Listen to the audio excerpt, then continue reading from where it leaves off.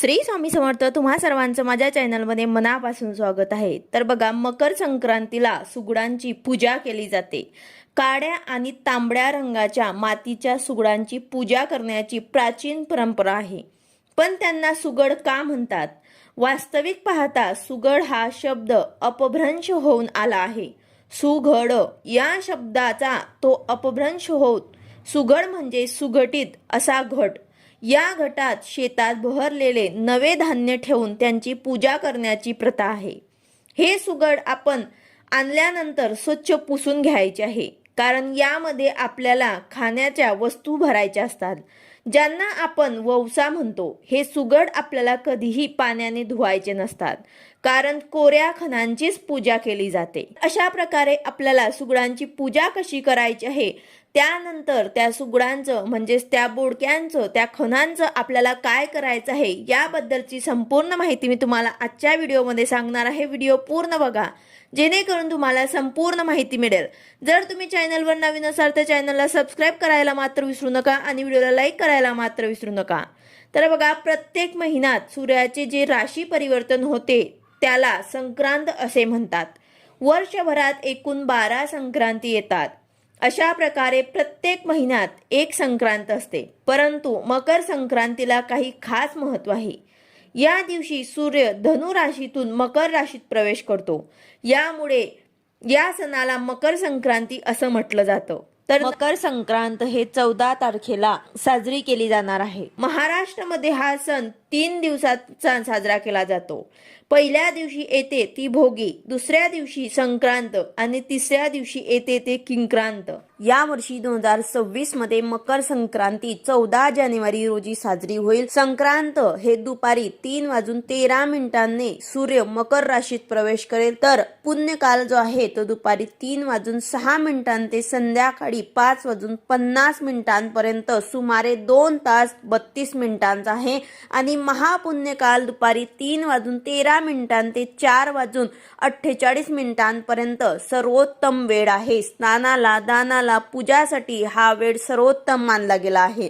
यंदा 14 जानेवारीला षटतिला एकादशी आहे, त्यामुळे दुर्मिळ योग जो आहे तो तयार होत आहे. आपल्याला महाराष्ट्रामध्ये मकर संक्रांतीच्या दिवशी तिळगुळ वाटणं, पतंग उडवणं, यासोबतच महिला सुगडांची पूजा मांडतात. लहान सुगडं देवघरात मांडून त्यांची पूजा केली जाते. धनधान्याचं प्रतीक म्हणून त्यात हरभरा, गाजर, ऊस, तीळ, शेंगदाणे, बोरं, तिळगुळ हे साहित्य भरलं जातं.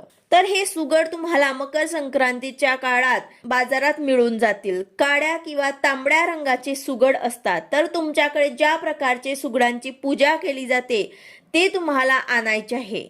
ते आपल्याला व्यवस्थित आणायचे आहे. कुठनंही तुटलेले फुटलेले नसावेत. व्यवस्थित आणून त्यांना घरी स्वच्छ कपड्याने पुसून घ्यायचे आहे. आपल्याला 5 सुगड लागतील. आपल्याला 5 सुगड जे आहेत ते आणायचे आहेत.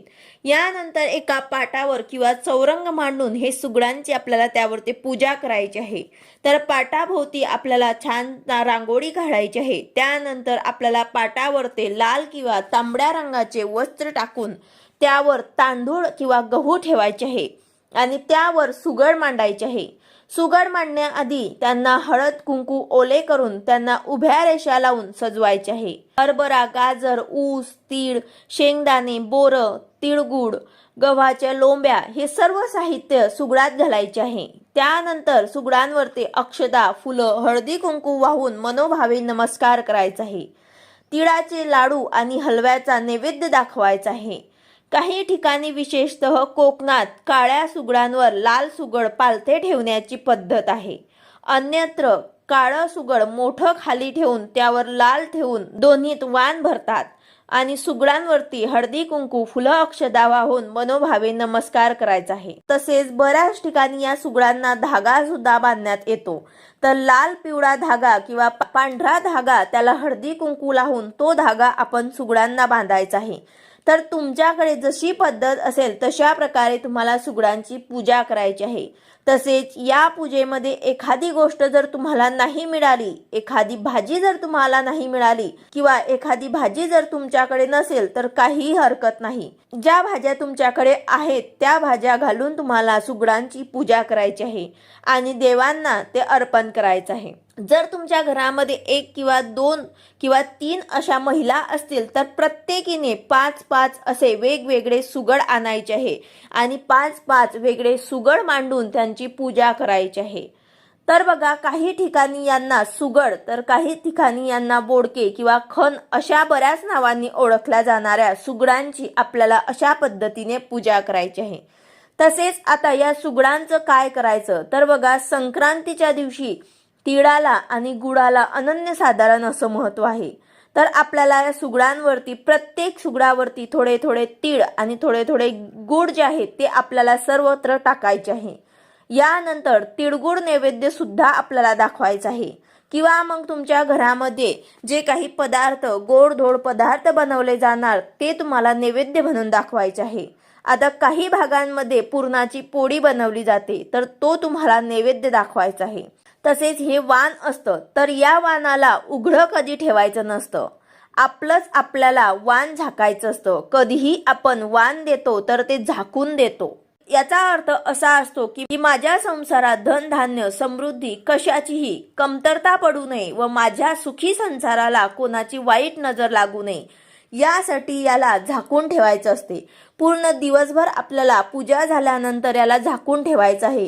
ही पूजा तुम्हाला सकाळी देवपूजा वगैरे झाल्यानंतर तुम्हाला कधीही करता येईल आणि तसंच तुम्हाला दिवसभर पूजा झाल्यानंतर नैवेद्य दाखवल्यानंतर धूप दीप अगरबत्ती दाखवल्यानंतर तुम्हाला हे झाकून ठेवायचं आहे कपड्याने आणि दिवसभर तसंच ठेवायचं आहे। त्यानंतर दुसऱ्या दिवशी तुम्हाला हे वाण जे आहे ते तुम्हाला वाटायचं आहे। आता हे वाण कोणाला वाटायचं आहे तर हे वाण तुम्हाला सवाष्ण महिलांना द्यायचं आहे। जर तुम्हाला 5 सवाष्ण महिला मिळाल्या तुमच्या घरी जर आल्या तर त्यांना हळदी कुंकू लावून त्यांना हे वाण वाटायचं आहे।